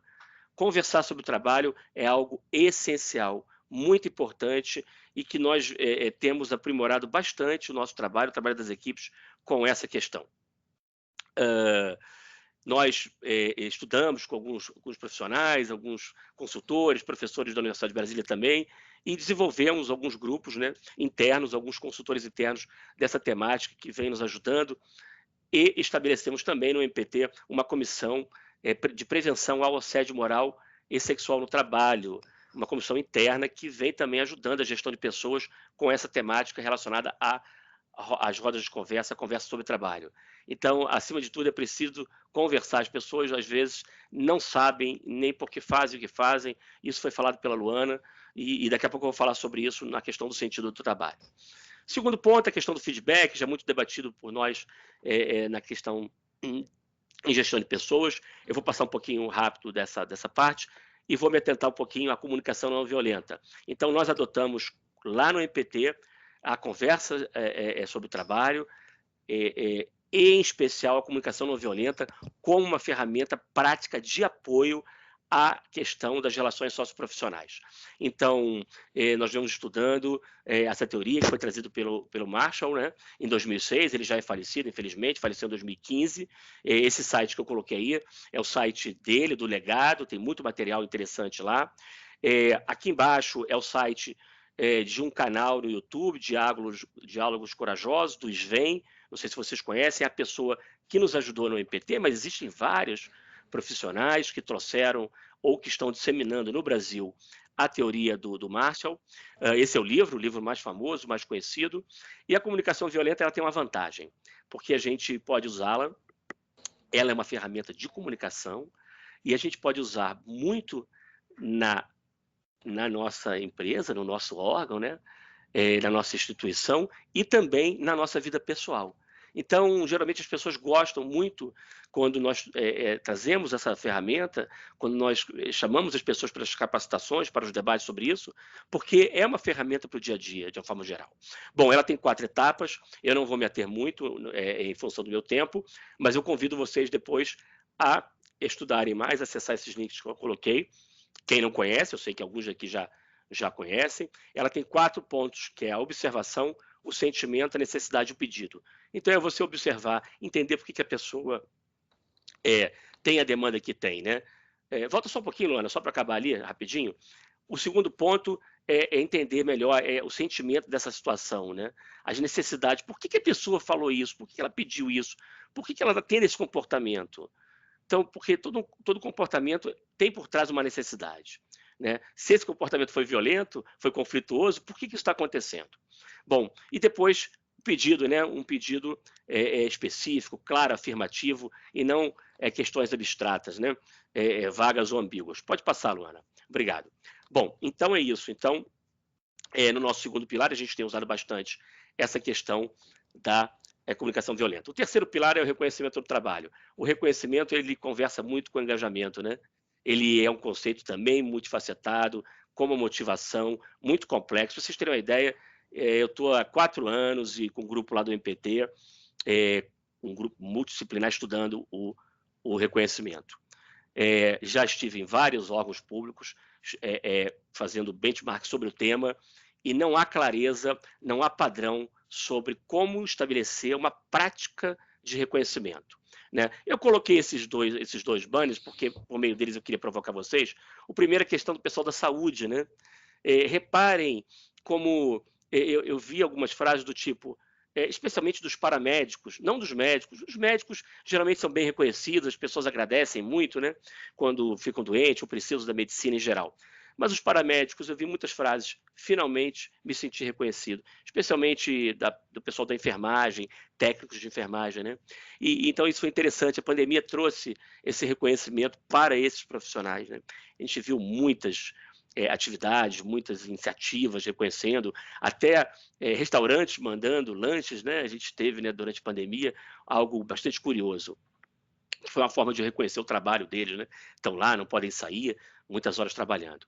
Então, o reconhecimento, ele como motivação, ele é bem difícil de você perceber o que motiva as pessoas, né? Reparem que a Luana contou um caso do pai dela, em que o brinde motivava os filhos, né? Então, eu não sei se motivava os pais e os empregados e as empregadas da empresa, né? Mas os filhos ficavam motivados. Então, o reconhecimento, motivado não, reconhecido, desculpa, e motivado também. Então, o reconhecimento é algo bastante difícil de a gente conseguir estabelecer. Eu tenho uma colega lá no UNB que está fazendo um doutorado com base em reconhecimento, tem um artigo bem interessante, depois eu posso mandar para vocês. Mas no MPT, depois de muito debate, a gente estabeleceu uma portaria que saiu agora, né, aliás, nem foi publicada, ela está numa versão minutada, e ela vai estabelecer o reconhecimento em algumas ferramentas, como elogio, apoio ao desenvolvimento, vai manter celebrações e homenagens, né, que é polêmico, né, como falou a Luana. Nós já temos no MPT uma homenagem por tempo de serviço, que não necessariamente reconhece o trabalho, mas reconhece a pessoa. Tem gente que gosta muito, tem gente que não gosta. Já recebi de volta uma placa de homenagem dessa, né? E tenho vários colegas que eu ando lá no órgão, né? E vejo a placa em cima da mesa, então, para vocês terem uma ideia. Identificação e divulgação de práticas inovadoras, estímulo de processos seletivos, enfim, um rol de atividades que nós imaginamos, pensamos depois de todo esse estudo teórico e prático que fizemos. Mas eu queria fechar essa minha fala dizendo para vocês, pode passar, pode deixar aí, que nós descobrimos, percebemos que o que mais reconhece as pessoas é o sentido no trabalho, né? É o propósito, que já foi falado aqui nessa oficina também. Então, fazer com que as pessoas tenham propósito no que elas fazem, que tenham sentido no trabalho delas. Então, essa é a melhor ferramenta de reconhecimento de todas as que a gente está desenvolvendo, mostrando, colocando em prática. Coloquei ali o livro do Victor, né? Victor, que é um autor bastante importante sobre esse tema. Nós temos estudado no MPT com o professor Paulo, acho que é Paulo Kraft, lá da Universidade Federal do Rio Grande do Sul. Tem uma palestra que ele deu lá no MPT. Ele é o seguidor, digamos assim, do trabalho do Victor aqui no Brasil. E a palestra dele fez muito sentido, muito interessante. E nós temos adotado, então, essa linha de pensamento no Ministério Público do Trabalho. Bom, indo já para o final, nós temos agora as duas últimas diretrizes, a primeira, prática de gestão. Então, tudo que eu falei antes, né, comunicação, do propósito, das relações socioprofissionais, do reconhecimento, ela vai cair, vai desaguar na responsabilidade dos nossos gestores. Então, o quarto pilar da nossa qualidade de vida no trabalho no MPT é a liderança, Ele salvou na minha máquina. O posicionamento do líder. Peraí, o grande ou do Vitor ontem? Vazou aí um áudio, mas vou continuar. Bom, então, a gente ter práticas de gestão que desenvolvam, né, uma gestão humanizada, participativa, eficiente, harmoniosa, respeitosa, que promova o reconhecimento, a equidade, um ambiente de trabalho saudável e o cumprimento do trabalho papel social da gestão pública, que é o propósito, né? Então, o servidor público não pode trabalhar sem saber por que ele faz e o que ele faz. O Ministério Público do Trabalho tem uma função bastante dispersa, né? Porque a nossa função não é fácil de ser medida, mensurável e percebida pelas pessoas. Nós trabalhamos com a fiscalização do direito trabalhista, que é difícil a gente conseguir mensurar qual é o nosso desempenho do ponto de vista finalístico. E isso, então, na área meio, na área administrativa e para a gestão de pessoas é bastante complexo. Então, o melhor case nosso das ações de QVT que estão em prática hoje é o nosso programa de desenvolvimento de gestores. É um programa assim, que já está bastante avançado, já tem 2, 3 anos, e nós temos conseguido bastantes resultados do ponto de vista de conseguir elevar o nível da gestão. Então, não adianta a gente falar de atividade só de convivência, de levar os servidores e servidoras para o ofurô, né? Isso é muito bom, eu adoro festa também, eu já promovi muitos eventos no MPT durante alguns anos, mas nós precisamos mudar a gestão, ter uma gestão de fato que traga essas questões que eu estou mostrando para vocês na tela agora, né? Então, não adianta estar escrito no papel gestão participativa se os nossos gestores não trouxerem isso para o seu staff, os seus servidores e servidoras, né? Precisamos, de fato, praticar. Isso já foi falado nessa oficina hoje, né? Eu estou aqui um pouco... nós não combinamos esse script, mas acho que a ideia era essa, né, Luana? Então, eu estou trazendo aqui um pouco dessa minha experiência com base nisso que vocês falaram né, debateram um pouco antes. Bom, indo para o final, então, pode passar. Por fim, a saúde. Nosso quinto pilar da qualidade de vida do trabalho é a promoção da saúde, né? E, então, a gente teve todo um trabalho e desenvolvimento que culminou, com a criação de uma diretoria de saúde no MPT.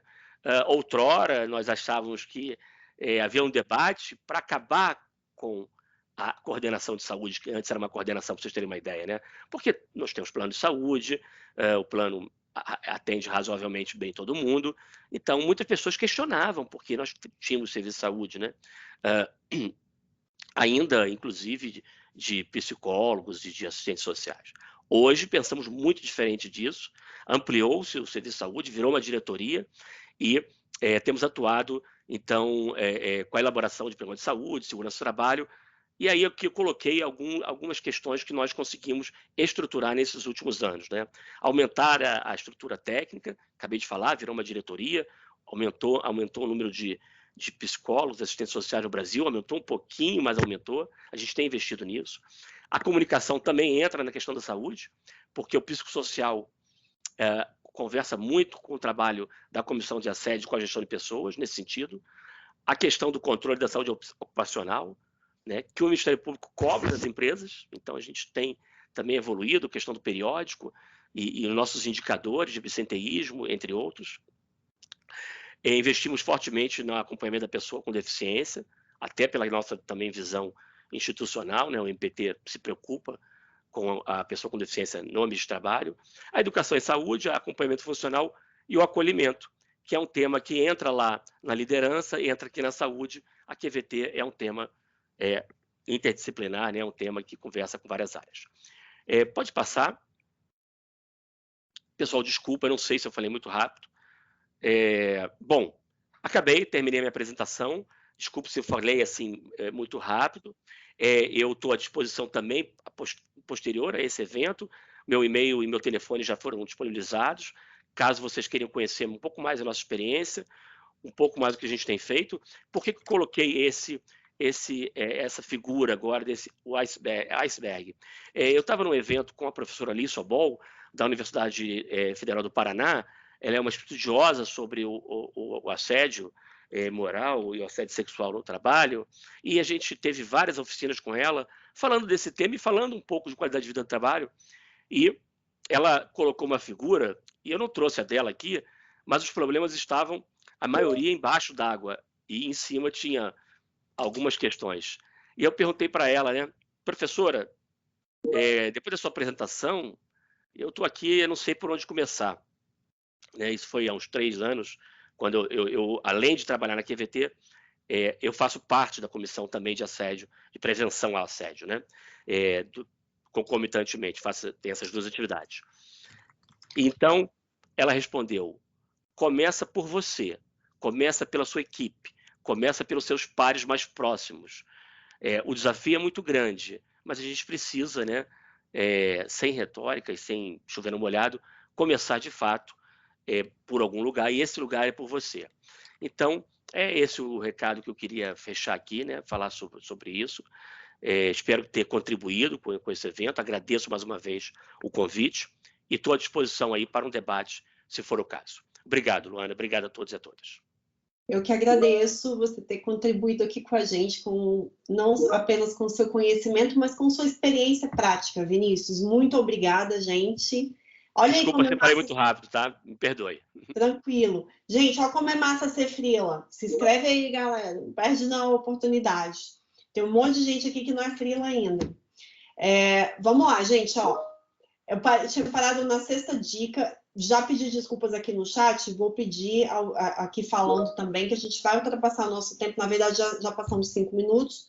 É a 2ª vez que a gente faz essa oficina de Employee Experience. A primeira foi com só 6 pessoas, então foi bem rapidinho, a gente conseguiu em 2 horas, achamos que ia conseguir de novo, só que com essa quantidade de gente a gente não conseguiu. Então, desculpa, da próxima vez a gente vai programar para 2h15, 2h30, a gente deve ultrapassar aí a gente deve ir mais uns 15 minutos, entendemos quem não puder ficar, mas falta só um pouquinho, tá bom? E a gente tem uma atividade final em grupo ainda.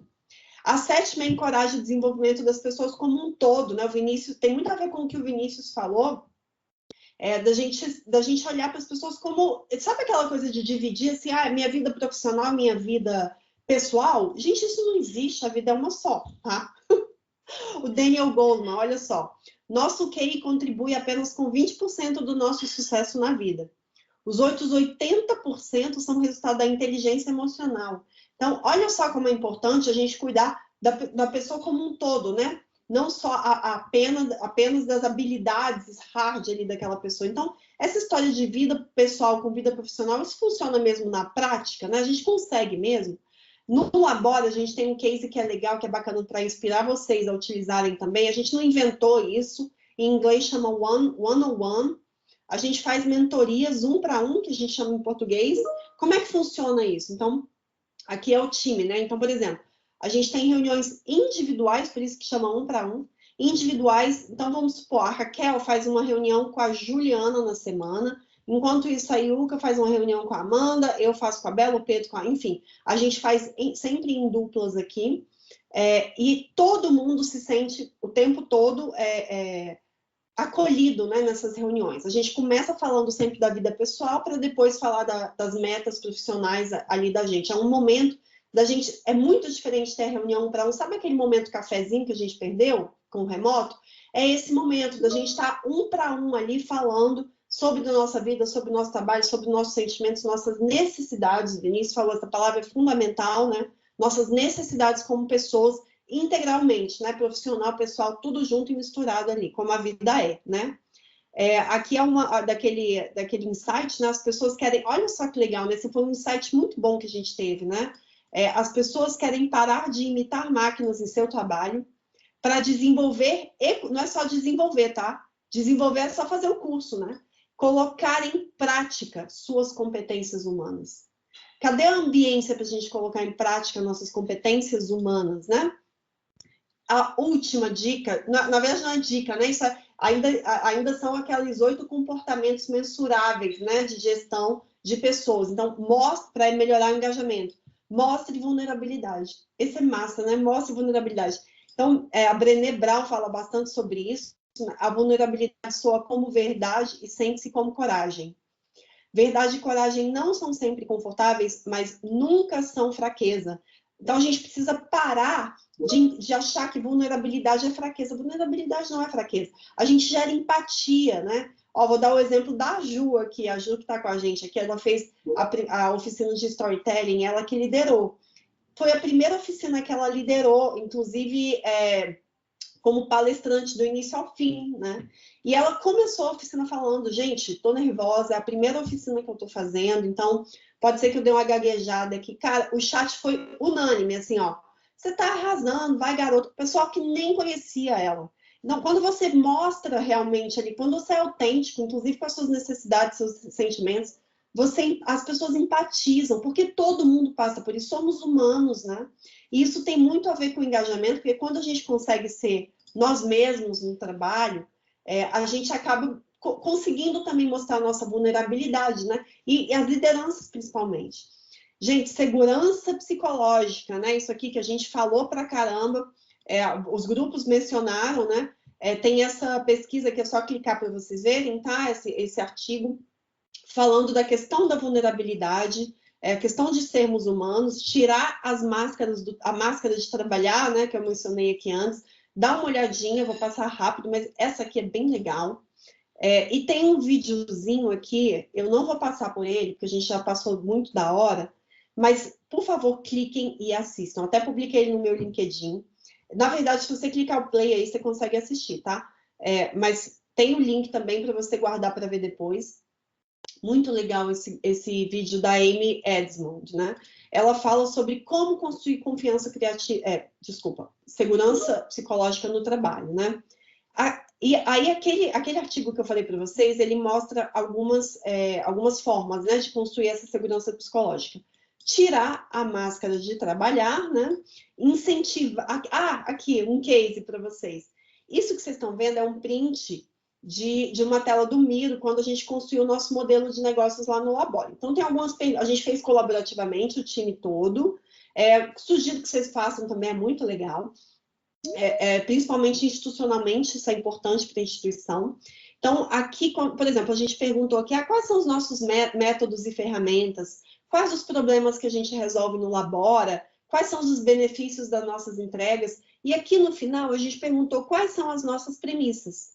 Aí eu ampliei aqui para vocês verem que uma das nossas colegas... Aí tem aqui, ó, tá vendo? Confiança, todos têm voz, feedback, empatia, diversidade, linguagem simples. Essas são as nossas premissas no Labora. E uma colega escreveu ser você. E eu achei isso fantástico, porque é uma premissa nossa, somos nós mesmos no trabalho. Temos autenticidade no trabalho, né? Temos essa liberdade para criar aqui dentro, para termos voz, né? E sermos acolhidos como nós somos também. Isso é tão importante para o engajamento no trabalho, né? Então, aí eu faço uma pergunta para vocês, né? Equipe de alto desempenho não tem conflito? É aquela galera que se dá super bem, tá tudo certo sempre?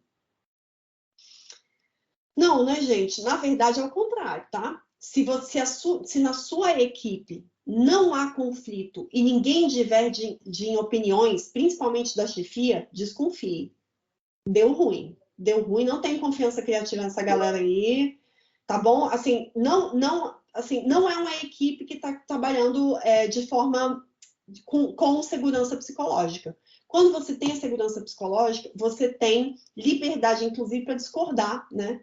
Para falar, não, eu não concordo com isso, com respeito, sempre, né? Utilizando comunicação não violenta, mas sempre ali com essa liberdade para discordar. Divergências são muito positivas, inclusive para a inovação, né? Então, eu falo, cara, isso aqui para mim é sensacional. Para de ouvir o eco da própria voz. Se você está numa reunião com a sua chefia e todo mundo fica balançando a cabeça assim, ó, gente, não tem confiança criativa, não tem segurança psicológica nesse time, não tem. Tá todo mundo ali confirmando a voz ali da liderança, né?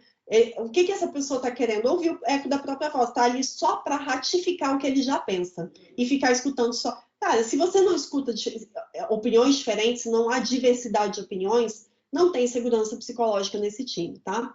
E é muito importante, inclusive, o que eu falo para as lideranças para parar de ouvir o eco da própria voz? Uma coisa que o Vinícius mencionou, que é muito importante, né? Feedback. Gente, feedback, o mais difícil não é dar feedback crítico. Todo mundo fala, mas feedback crítico é difícil. Isso não é o mais difícil. Sabe o que é difícil? Receber feedback crítico e não justificar, e simplesmente agradecer e incentivar o feedback crítico, tá? Então, vou dar um exemplo. Luana, a apresentação, o slide 98 aqui não tá claro para mim, não tá legal. Achei que está confuso, você não colocou exemplo. É muito mais fácil eu falar assim, gente, é porque a oficina é muito rápida, então eu não falei muito, eu não coloquei exemplo para não demorar muito. Eu justifico. Não é isso que a gente faz quando recebe uma crítica? Justificar o porquê que aquilo ali está daquele jeito? Gente, engole a justificativa, engole, recebe, acolhe, obrigado. Se você não incentiva feedback crítico, você vai parar de receber. A pessoa vai falar, pô, para que eu vou dar feedback crítico? A pessoa não recebe. Então, incentive o feedback crítico, isso principalmente se você é líder, hein? Incentive. Quando eu faço as apresentações de teste da oficina, eu falo, gente, eu não quero feedback positivo, eu quero só crítico, quero crítica, joga crítica aqui para mim. Obrigado. Então, porque é assim que a gente qualifica, né? Quem que é você já sabe a resposta. Quem que é um dos principais responsáveis? Um dos principais responsáveis por impulsionar ou diminuir o engajamento? Tchananã, liderança. São responsáveis por desenvolver, olha só a sequência, presta atenção nessa sequência. Engajar as pessoas para se conectarem com a organização e alcançar resultado. O que eu mais escuto? Nosso foco é resultado. Errou rude. Se você focou em resultado, você vai errar rude. Por quê? Gente, quem implementa resultado são pessoas. A sua orientação é para resultados. O seu foco tem que ser em pessoas. Aí você acerta. Foque em pessoas porque são elas que vão te entregar. Entendeu? Por isso que eu falo, quer gerar valor público, quer melhorar a experiência do cidadão, foca no servidor. Se você foca no servidor, você gera resultado para o cidadão, tá? Esse é o nosso propósito. Olha a importância disso, né? 30% do resultado em performance, em produtividade, é parte do clima organizacional. E 70% do clima é resultado do estilo de liderança. Então, a liderança é muito importante. Mas é só sobre liderança, gente? Então, quer dizer, Luana, que se a segurança psicológica está linda, está redonda, isso quer dizer que a pessoa vai ser produtiva. Não. Sabe aquele não? Pera. Não, pera. Se você pode ter a segurança psicológica altíssima aqui, ó, que se a motivação, se a autorresponsabilidade tá? E a automotivação é baixa, a pessoa vai ficar aqui na zona de conforto. Então, não basta ter... Não é culpa só da liderança. Liderança é muito importante, mas não é suficiente. Você precisa ter autorresponsabilização. A Kátia falou sobre isso, quando ela falou da matriz do Mihaly. O servidor precisa ter uma autorresponsabilização e se automotivar, porque liderança nenhuma motiva uma pessoa. A liderança pode estimular, a automotivação é intrínseca. Então, se você tem as duas coisas altas, aí é zona de aprendizagem. Essa galera da zona de ansiedade, coitados, é aquele... Vocês já escutaram assim, servidor que se destaca? O Pedro que fala isso. Fala que um lugar que ele trabalhou antes, servidor que se destaca leva martelada. Prego que se destaca, leva martelada. É essa galera aqui, ó, que a segurança psicológica é baixíssima, vive no medo aqui, mas é super motivada, engajada ali, tá super querendo se responsabilizar por tudo e proativo, mas levando martelada na cabeça, né? E o zona de apatia, que é tudo baixo aqui, né? Então, a fonte também é a Amy Edmond aqui, tá? É uma adaptação que eu fiz aqui da matriz dela. Esse é o último slide, tá, gente? Antes da gente partir aí para a nossa dinâmica final, então, de grupo, tá? José Salib Neto, ele tem um livro com vários, né? Com Sandro Magaldi, um deles é o Novo Código da Cultura. Isso aqui eu trouxe porque tá todo mundo falando tanto de transformação digital que a gente mais escuta, né? E é super importante mesmo, né? Só que não é a mesma coisa de digitalização, tá bom? Digitalização é maquinário. Tá? Maquinário, então, quando você escutar assim, a gente está inovando, a gente vai utilizar agora esse novo software aqui, essa nova tecnologia, a gente vai digitalizar esse serviço e vamos inovar. Oi? Isso não é inovação. Inovação e transformação digital tem a ver com pessoas, tá? Transformação digital tem a ver com pessoas. Digitalização não é a mesma coisa que inovação, tá? Apesar disso, é muito importante... a questão dos processos. Lembra quando o Vinícius falou da questão da organização no trabalho? Tem um outro cara, o Marco Antônio Silveira, é uma das maiores referências para People Analytics no Brasil. Quando eu escutei uma palestra dele na ENAP, ele falou que a primeira coisa para resolver quando você precisa trabalhar gestão de pessoas estratégica são processos. Aí eu pensei, na hora que ele falou isso, eu falei, pô, mas não são pessoas? Tipo, não é tudo sobre pessoas? Se o cara está falando de processos, eu entendo, porque se você não resolve processos, você não organiza o trabalho, você não faz a transformação digital acontecer, né, a partir das pessoas, você não resolve a pendência. E aí você vai ficar preso aqui, ó, né, na pendência, né, no processo. Se você não melhora isso, você não vai ter realmente melhoria no engajamento das pessoas, tá? Então, gente, agora a gente vai aí para o grupo, vocês vão ficar aí...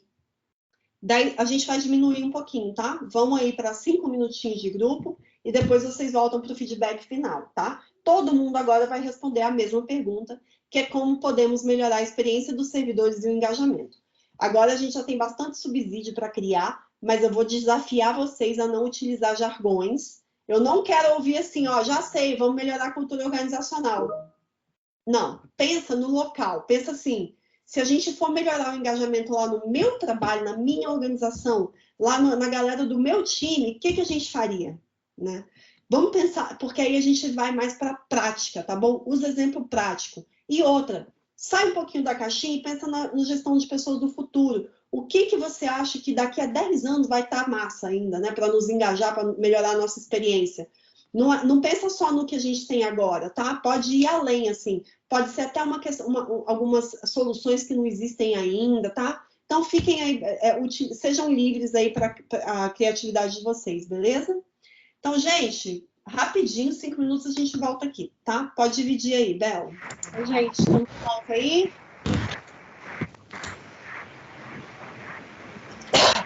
Pessoal chegando de volta.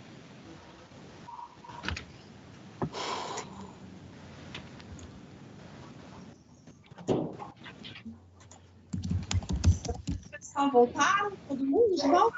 Estamos aqui? Beleza, então. Vamos lá, gente. Vamos começar pelo grupo.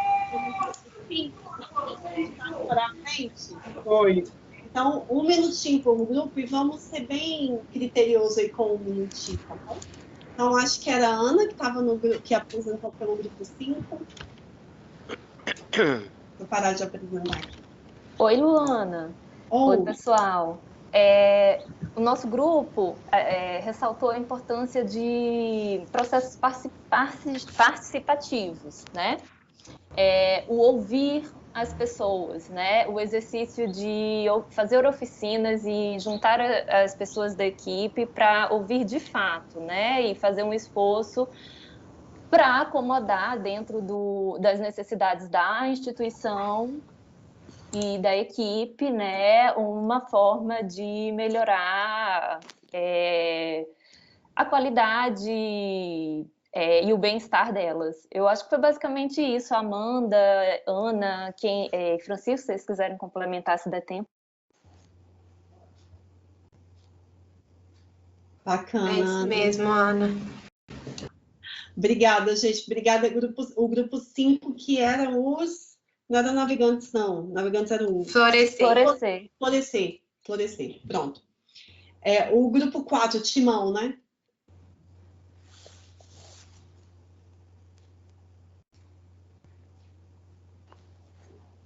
Quem que é o apresentador? Nina, você relata suas observações, por favor? Pode ser? Pode ser, gente, pode ser. Estão vendo aqui o compartilhamento? Sim. O que nós comentamos seriam lideranças esclarecidas, né? A gente viu o papel central das lideranças, e aí é uma percepção minha, assim, eu penso que não só as altas lideranças, né? As lideranças de nível médio, gerencial também, acho que são super importantes, porque são elas que tocam as equipes, né? Trazer essas ferramentas, essas técnicas, como a CNV, a teoria U, a Cláudia mencionou o baralho do engajamento, é isso, Cláudia, né? Tem o GROC, que é da CNV. Todas essas técnicas podem ser utilizadas como apoiadoras, né, dessa evolução aí nossa. E a questão das boas práticas ou melhores práticas, dependendo do contexto, né? Da gente ter as decisões, porque a gente tem muito alternância de gerentes, de líderes, de gestões, né? No judiciário a gente tem muito isso também, no executivo, e acho que no legislativo também. Então a gente precisa ter uma perenidade das decisões, que elas não sejam pessoalizadas ou personalizadas, que elas sejam registradas e, por exemplo, em boas práticas, que elas sejam seguidas por quem está ali responsável por tocar os trabalhos. Acho que no tempinho que a gente teve foi mais ou menos nesse sentido aí as nossas reflexões. Excelente, Timão, obrigada. Agora é a galera do Inova Agora, né? Acho que o Leonardo ainda está aí, Léo? Se não, se tiver uma outra pessoa para apresentar.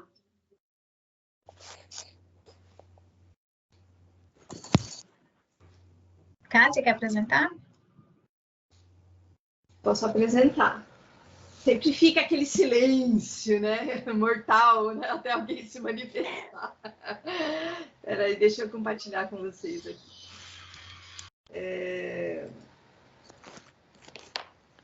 Vocês estão conseguindo visualizar?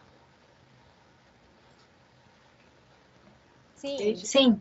Sim? Então, olha só. A gente imaginou aqui algumas ações, né? Trilha de formação de gestores titulares e substitutos. E aí, aqui, a gente já fazendo um link com a parte de sucessão, né? O quanto que você já prepara uma galera nova quando esses gestores titulares já não estão mais em função do nosso turnover, né? De gestores e tal. Para que a gente não tenha gaps, né, nesse acompanhamento, né? Então, se a gente está falando de todo um esforço para preparar esses gestores, e gestores daí de toda a hierarquia, né? Nível médio de gestores, altas lideranças, seja o que for, para que eles consigam trabalhar melhor, né, com as questões de engajamento. Aí você já prepara uma nova galera também para que a gente não tenha gap quando algum sair. Essa trilha, né, ela precisa estar alinhada com o planejamento estratégico da organização, e aí você trabalha aqui também, que a gente conversou durante a oficina, né, no senso de missão, missão institucional e missão individual, cada um, né, fazer o link entre uma coisa e outra. Eu acho que isso favorece também a experiência do servidor, o engajamento. As colegas discutiram, né, plano individual do gestor, né, esse plano individual construído juntamente com o feedback da equipe, quanto que esse plano individual de desenvolvimento do gestor acolhe o feedback construtivo da equipe, no sentido de onde que a equipe sente que o gestor precisa se desenvolver, né? E o quanto que isso passa a incorporar um plano de desenvolvimento desse gestor. E as reuniões individuais de feedback e acolhimento com a equipe. Então, nós temos a colega compartilhando ali que ela tem uma liderança que conversa individualmente com cada membro da equipe, principalmente agora na fase pandêmica, né? Fazendo o acolhimento das questões pessoais, questões de trabalho, como é que tá levando, o quão desafiador isso está e o quanto que a organização, essa liderança consegue ajudar, né, a tocar o barco. Então, rapidamente, foram essas as ações que a gente pensou no grupo. Obrigada, Kátia. Agora o pessoal do Releituras, né? Deixa eu tirar minha tela aqui, só para perdi aqui, peraí. Do Releituras tem alguém aí ainda, gente? Tem, eu posso falar, Lu. A gente conversou um pouco sobre a importância, considerando que os líderes, né, eles são peças fundamentais aí na questão, né, fator fundamental aí na questão do engajamento. A gente pensou como sugestão no desenvolvimento de um programa de mentoria, né, mas uma mentoria muito voltada para essa ajuda de gestão de pessoas, né, que esse é um ponto muito crítico. A gente conversou o tanto que temos pessoas assim preparadas tecnicamente, cognitivamente, mas que às vezes né, que é o grande desafio da gestão, é lidar com as pessoas, elas muitas vezes se sentem muito solitárias. Então, talvez uma mentoria voltada, mais direcionada para a gestão de pessoas, pudesse ajudar, associada com um programa institucional, porque essas iniciativas mais, né, pontuais, elas acabam não ecoando muito se a gestão não apoia. Então, isso precisava ser construído do ponto de vista institucional, né, baseado em dados, mostrando aí alguma pesquisa do tanto que a gestão, né, de pessoas, o engajamento, ela ajuda na melhoria dos resultados. Eu acho que isso poderia convencer, né, uma iniciativa mais institucional. Obrigada, Ju. Nada. Agora, os últimos navegantes.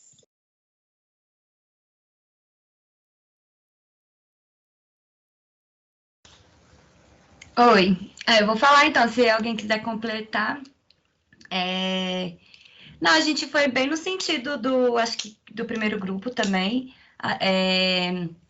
de que a gente acha que é importante a equipe estar junta, com diálogo e compartilhando os seus sentimentos, suas ideias.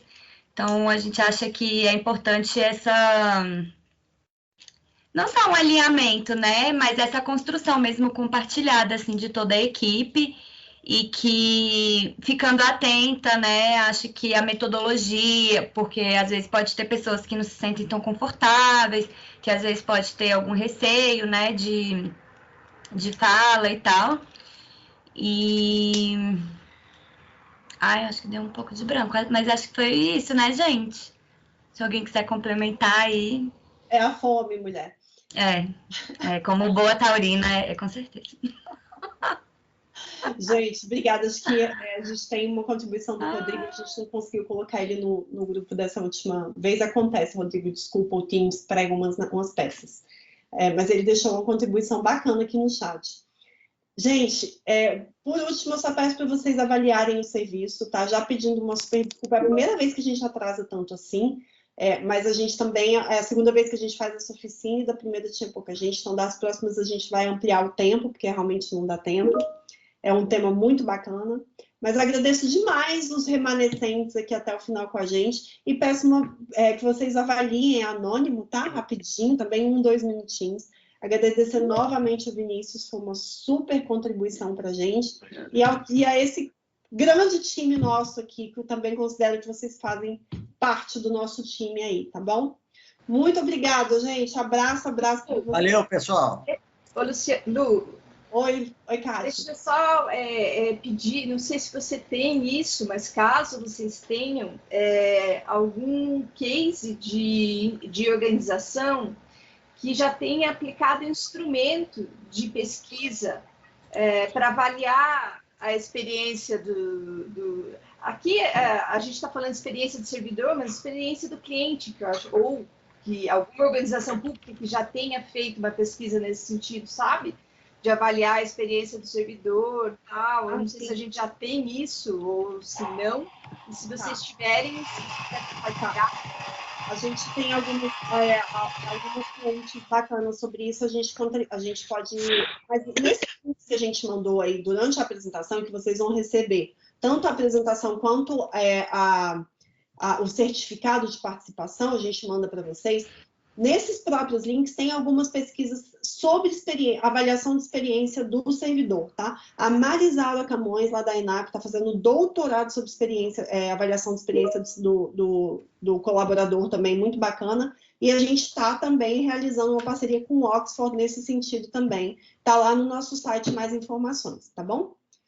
Beijo, gente. Até a próxima. Muito obrigada. Se inscrevam nas próximas também, tá? Espalhem isso no mundo.